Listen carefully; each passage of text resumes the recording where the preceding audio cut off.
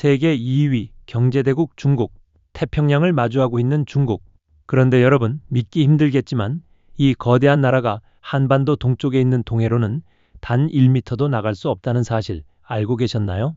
지도를 펼쳐보면 중국 동북 지역은 동해와 코앞인데 말이죠. 그게 대체 왜 그런 걸까요? 그리고 만약 중국이 동해와 접했다면 우리에게는 어떤 일이 벌어졌을까요? 다들 대략적으로는 아실 겁니다. 중국이 과거 청나라 시절 러시아에게 땅을 빼앗겼다는 것 정도는요. 하지만 사실 이건 단순한 영토 상실의 문제가 아닙니다.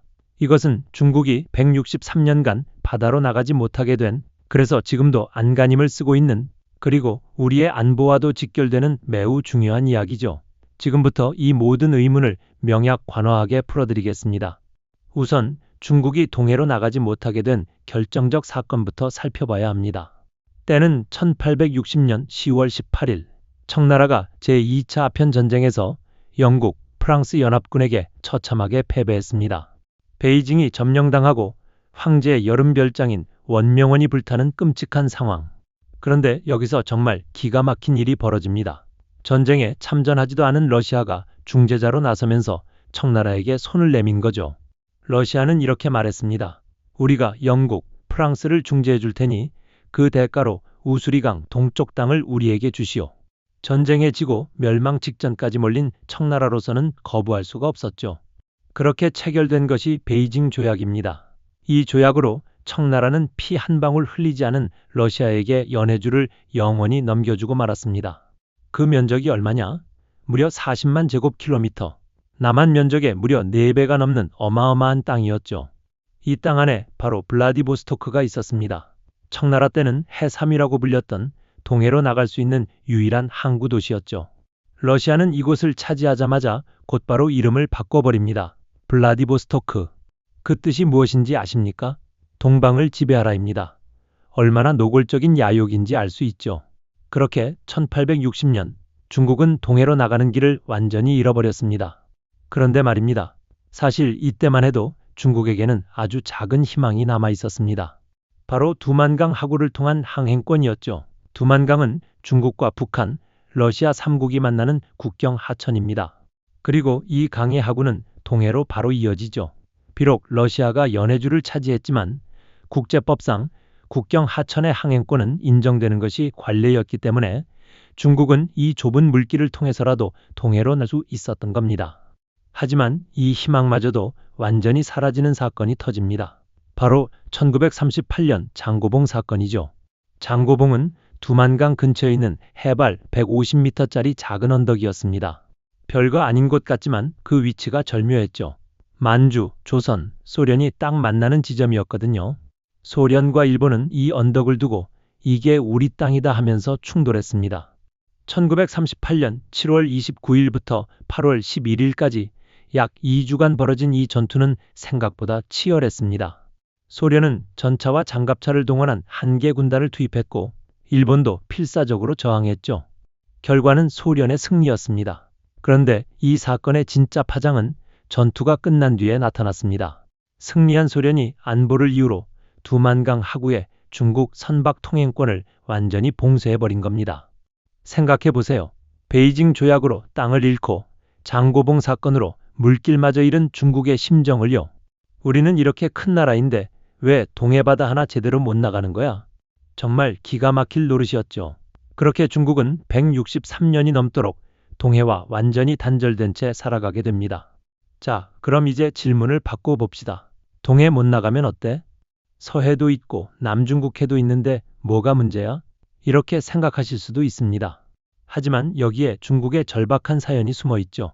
중국 동북쪽에는 헤이룽장성, 지린성, 랴오닝성이 있습니다. 통칭 동북 삼성, 우리가 아는 만주 지역이죠.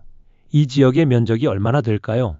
무려 80만 제곱킬로미터입니다. 한반도 전체 면적의 거의 4배에 달하는 어마어마한 땅이죠. 그런데 이렇게 큰 지역이 심각한 문제를 안고 있습니다. 바로 바다로 나갈 항구가 없다는 거죠. 동북 삼성은 원래 중국의 중공업 기지였습니다. 철강, 조선, 기계, 광업 등 중무장 대형 공업이 발달했던 곳이었죠. 1970년대까지만 해도 중국에서 가장 잘 사는 지역이었습니다. 하지만 지금은 어떻게 됐을까요? 완전히 쇠락해버렸습니다. 2021년 통계를 보면 동북 삼성은 중국에서 경제 성장률이 가장 낮은 지역이 됐죠. 천연자원은 고갈되고 전력난에 시달리고 젊은이들은 모두 떠나버렸습니다. 그 이유 중 하나가 바로 물류 문제였습니다. 동북 삼성에서 생산한 물건을 수출하려면 어떻게 해야 할까요? 육로로 무려 1000km를 달려 랴오닝성의 다롄항까지 가야 합니다. 차로 10시간 넘게 걸리는 거리죠. 운송비가 어마어마하게 들 수밖에 없습니다. 게다가 다롄항은 이미 포화 상태라 대기 시간도 길고요. 그런데 만약 동해로 나갈 수 있다면 지린성 훈춘에서 동해까지는 고작 200km도 안 됩니다. 차로 2시간이면 닿는 거리죠. 물류비를 엄청나게 절감할 수 있는 겁니다. 동북 삼성 경제를 살릴 수 있는 유일한 돌파구가 바로 동해 출구였던 거죠. 중국으로서는 목구멍에 걸린 생선 가시 같은 문제였습니다. 하지만 이것보다 더 중요한 이유가 있습니다. 바로 북극 항로죠. 지구온난화로 북극의 얼음이 녹고 있다는 사실 다들 아시죠? 이게 단순히 환경 문제로만 끝나는 게 아닙니다. 완전히 새로운 바닷길이 열린다는 뜻이거든요. 지금 중국에서 유럽으로 물건을 보내려면 어떤 경로를 거칠까요? 남중국해를 지나 말라카 해협을 거쳐 인도양으로 나가고 아라비아해를 지나 홍해로 들어가 수에즈 운하를 통과해서 지중해를 거쳐 유럽에 도착합니다. 거리가 무려 22,000km, 40일이 걸리죠. 그런데 북극 항로를 이용하면 거리가 15,000km로 줄어들고 30일이면 도착합니다.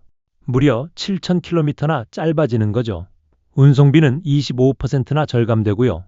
그런데 이 북극 항로의 출발점이 어디일까요? 바로 동해입니다. 동해에서 출발해 라페루즈 해협이나 스까루 해협을 거쳐 베링 해협으로 올라가는 거죠. 중국 입장에서 생각해 봅시다. 우리는 세계의 공장이다. 유럽으로 수출하는 물량이 엄청나다. 그런데 북극 항로가 열리면 물류비를 크게 줄일 수 있다. 미래 먹거리다. 그런데 우리는 동해로 나갈 수가 없다. 이게 말이 되나? 중국이 얼마나 답답했을지 상상이 가시나요? 그래서 중국은 머리를 싸매고 고민했습니다. 동해로 나갈 수 없다면 어떻게든 우회해서라도 나가야 한다. 그렇게 탄생한 전략이 바로 차항추례입니다. 즉, 남의 항구를 빌려서 바다로 나간다는 뜻이죠. 참 절박한 이름 아닙니까? 중국은 2000년대 들어 이 전략을 본격적으로 추진하기 시작합니다. 첫 번째 목표는 북한의 나진항이었죠. 나진항은 북한 최북단에 있는 항구로 동해로 바로 나갈 수 있는 곳입니다. 더 중요한 건 나진항이 부동항이라는 거였죠. 겨울에도 얼지 않아 1년 내내 쓸 수 있다는 뜻입니다. 중국은 북한과 협상을 벌여 나진항의 30년에서 50년 장기 사용권을 확보했습니다. 2010년에는 시범적으로 나진항을 통해 동북 삼성의 석탄을 상하이로 운송하는 데 성공했죠. 2015년부터는 식량과 목재도 이 항로로 운송하기 시작했습니다. 중국은 훈춘에서 나진까지 약 50km 구간에 도로와 철도를 건설하고 나진항에 중국 전용 부두까지 설치했습니다. 드디어 동해로 나갈 수 있다. 이제 우리도 동해를 쓸 수 있어. 중국은 환호했죠. 하지만 좋은 시절은 오래가지 않았습니다. 2016년 북한이 4차 핵실험을 강행하면서 국제사회의 대북 제재가 강화됐습니다. 유엔 안전보장이사회는 북한과의 경제 협력을 전면 차단하는 결의안을 채택했죠. 설상가상으로 2020년 코로나19가 터지면서 북중 국경마저 완전히 폐쇄됐습니다. 그렇게 나진항은 다시 막혀버렸고 중국의 차항추례 전략은 좌초 위기에 처했습니다. 그런데 여기서 반전이 일어납니다. 2023년 5월 중국이 163년 만에 블라디보스토크항 사용권을 확보한 거죠. 러시아 해관 총서는 중국 지린성이 블라디보스토크항을 중국 국내 항구처럼 쓸 수 있다고 공식 발표했습니다. 이게 얼마나 대단한 일인지 아십니까? 블라디보스토크는 청나라 때까지 중국 땅이었다가 1860년 베이징 조약으로 러시아에 넘어간 바로 그 항구입니다. 163년 만에 되찾은 거죠. 물론 완전한 반환은 아니고 사용권만 확보한 거지만 중국 입장에서는 엄청난 성과였습니다. 블라디보스토크항은 지린성 훈춘에서 불과 200km 거리에 있습니다. 다롄항까지 가는 것보다 5배나 가까운 거죠. 그런데 왜 러시아가 갑자기 이런 파격적인 선물을 준 걸까요? 답은 간단합니다. 우크라이나 전쟁 때문이죠. 2022년 2월 러시아가 우크라이나를 침공한 뒤 서방 국가들은 러시아에 전방위 경제 제재를 가했습니다. 유럽으로 가는 가스관이 끊기고 무역이 막히면서 러시아 경제는 크게 흔들렸죠. 이런 상황에서 러시아가 의지할 수 있는 나라는 중국뿐이었습니다. 중국은 러시아산 석유와 가스를 계속 사주었고 무역도 이어갔죠. 2022년 한 해 동안 중러 교역액은 전년 대비 40% 이상 증가했습니다. 러시아 입장에서 중국은 경제적 생명줄이었던 겁니다. 그래서 푸틴은 결단을 내렸습니다. 우리가 살려면 중국과 더 밀착해야 한다. 블라디보스토크항을 내주자. 2023년 3월 시진핑 주석이 모스크바를 방문했을 때 푸틴 대통령과 2030년 중러 경제협력 중점 방향에 관한 공동 성명을 체결했고 그 후속 조치로 블라디보스토크항 사용권이 넘어간 거죠. 중국은 이제 동해로 나갈 수 있게 됐습니다. 물론 완벽한 것은 아니죠. 블라디보스토크항은 겨울에 일부 얼어붙습니다. 완전한 부동항은 아닌 거죠. 그래서 중국은 여전히 북한 나진항을 포기하지 않고 있습니다. 유엔 제재가 풀리면 언제든 다시 쓸 수 있도록 말이죠. 자, 이제 정말 중요한 질문을 해봅시다. 만약 1860년 베이징 조약이 없었다면, 만약 중국이 연해주를 잃지 않고 계속 동해와 접하고 있었다면 어떤 일이 벌어졌을까요? 상상만으로도 아찔한 시나리오가 펼쳐집니다. 첫째, 동해는 중국 어선으로 가득 찼을 겁니다. 지금 서해를 생각해 보세요. 중국 어선들이 불법 조업을 일삼고 우리 어민들은 삶의 터전을 잃고 있죠. 오징어, 갈치, 조기가 씨가 마르고 있습니다. 중국 어선들의 싹쓸이 조업 때문입니다. 만약 중국이 동해와 접했다면 똑같은 일이 동해에서도 벌어졌을 겁니다. 아니, 어쩌면 더 심했을 수도 있죠. 왜냐하면 동해는 서해보다 수산 자원이 훨씬 풍부하거든요. 명태, 오징어, 대게 등 고급 어종이 많습니다. 중국 어선들이 이걸 가만 놔뒀을까요? 절대 아니죠.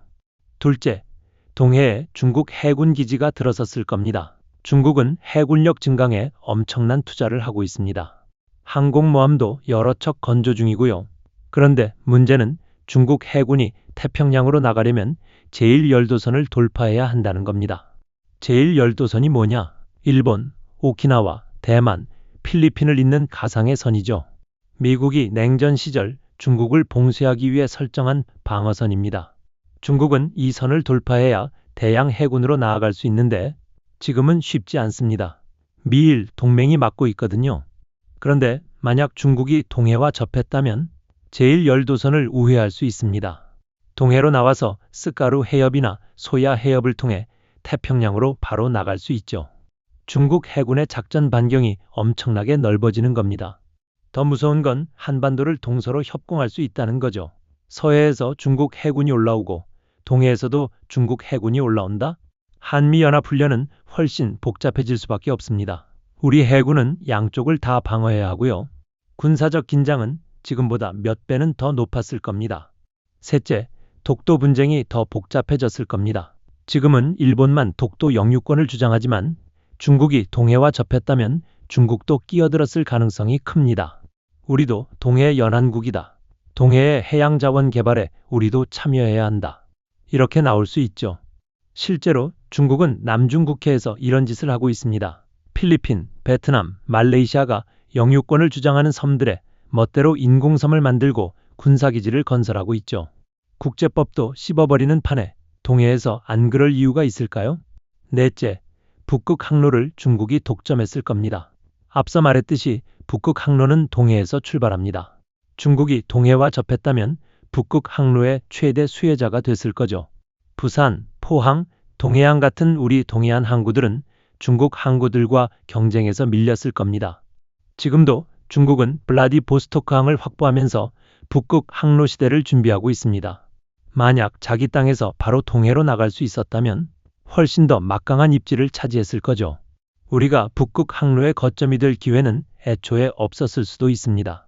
다섯째, 환동의 경제권이 중국 중심으로 재편됐을 겁니다. 지금 동해를 둘러싼 나라는 한국, 북한, 러시아, 일본입니다. 여기에 중국까지 끼어들었다면 한중일 3국 중 중국의 경제 규모가 압도적으로 크니까 동해 경제권은 자연스럽게 중국 중심으로 돌아갔을 겁니다. 무역, 투자, 관광 모든 면에서 중국 의존도가 지금보다 훨씬 높았을 거죠. 우리 동해안 도시들은 중국 자본이 밀려 들어오고 중국인 관광객들로 넘쳐났을 겁니다. 좋게 보면 경제 발전 기회지만 나쁘게 보면 중국에 종속되는 거죠. 우리의 경제 주권이 위협받았을 수도 있습니다. 여섯째, 동북아 안보 구도가 완전히 달라졌을 겁니다. 지금 동북아는 한미일 대 북중로로 나뉘어 있습니다. 그런데 중국이 동해와 접했다면 중국의 영향력이 훨씬 더 강해졌을 거죠. 한국의 전략적 가치는 지금보다 떨어지고 미국의 동북아 전략도 수정될 수밖에 없었을 겁니다. 생각만 해도 아찔하지 않습니까? 1860년 베이징 조약이 우리에게는 어쩌면 축복이었을 수도 있습니다. 물론 청나라 입장에서는 치욕이었지만 결과적으로 중국이 동해로 나오지 못하게 막은 셈이니까요. 자, 이제 마지막으로 현재 상황을 정리해 봅시다. 중국은 163년 만에 블라디보스토크항을 확보했습니다. 북한 나진항도 언제든 다시 쓸 준비가 돼 있죠. 중국의 동해 진출은 이제 시간 문제처럼 보입니다. 그렇다면 우리는 어떻게 대응해야 할까요? 첫째, 동해안 항구들을 서둘러 키워야 합니다. 부산항은 이미 세계적인 항구지만 동해안 항구들은 아직 부족합니다. 포항, 영일 만항, 강릉, 묵호항, 동해항 등을 대대적으로 확충해야 합니다. 북극 항로 시대가 오기 전에 말이죠. 둘째, 북극 항로 연구에 투자해야 합니다. 우리나라는 쇠빙연구선 아라오노를 보유하고 있습니다. 2017년에는 현대 글로비스가 북극 항로 시범 운항에 성공하기도 했죠. 하지만 아직 부족합니다. 정부 차원에서 북극 항로 전략을 수립하고 러시아, 노르웨이 등 북극 국가들과 협력 관계를 강화해야 합니다. 셋째, 해양 주권을 철저히 지켜야 합니다. 중국이 동해로 진출한다고 해서 우리 영해를 침범하도록 놔둬서는 안 됩니다. 독도는 물론이고 우리 배타적 경제 수역도 확실히 지켜야 하죠. 해경과 해군의 역량을 강화하고 불법 조업 단속을 철저히 해야 합니다. 넷째, 외교적 지혜가 필요합니다. 중국의 동해 진출을 무조건 막을 수는 없습니다. 이미 블라디보스토크항을 확보했으니까요. 그렇다고 중국 눈치만 볼 수도 없고요. 미국, 일본, 러시아 등과 균형 잡힌 외교를 펼치면서 우리 국익을 지켜야 합니다. 다섯째, 북한 문제를 풀어야 합니다. 나진항은 본래 남북러 협력 사업의 일환이었습니다. 남북 관계가 개선되면 우리도 나진항을 활용할 수 있죠. 중국만 쓰게 놔둘 게 아니라 우리도 참여하는 방안을 모색해야 합니다. 그러려면 북핵 문제를 해결하고 남북 경협을 재개해야 하죠. 163년 전 청나라가 잃어버린 동해, 그 바다를 둘러싼 중국의 집념은 지금도 계속되고 있습니다. 차항출해, 즉 남의 항구를 빌려서라도 바다로 나가겠다는 중국의 전략은 앞으로도 이어질 겁니다. 북극 항로가 열리면 동해의 중요성은 더욱 커질 거고요. 우리는 이 변화의 한복판에 서 있습니다. 중국의 동해 진출을 막을 수는 없지만 어떻게 대응하느냐에 따라 우리의 미래가 달라집니다. 위기를 기회로 바꿀 수도 있고 아니면 중국의 영향력 아래 놓일 수도 있죠. 역사는 우리에게 기회를 줬습니다. 1860년 베이징 조약 덕분에 163년간 중국이 동해로 나오지 못했던 것처럼 말이죠. 하지만 그 시간은 이제 끝나가고 있습니다. 중국은 다시 동해로 돌아오고 있고 우리는 그 변화에 대비해야 합니다. 동해는 단순한 바다가 아닙니다. 우리의 영해이자 미래 먹거리이자 안보의 최전선입니다. 그리고 이제는 중국도 노리는 바다가 됐죠. 우리가 어떻게 준비하느냐에 따라 동해의 운명이, 나아가 우리나라의 운명이 결정될 수 있습니다. 163년간 닫혀있던 문이 다시 열리고 있습니다. 중국이 동해와 접하지 못한 역사적 우연이 우리에게 준 시간은 이제 얼마 남지 않았습니다. 그 시간을 어떻게 쓸 것인가? 그것은 우리의 선택에 달려 있습니다. 지금까지 중국은 왜 동해와 접한 땅이 없는지, 그리고 만약 접했다면 어떤 일이 벌어졌을지 함께 살펴봤습니다. 우리 채널이 유익했다면 구독과 좋아요 부탁드립니다. 여러분의 관심이 더 좋은 콘텐츠를 만드는 힘이 됩니다. 감사합니다.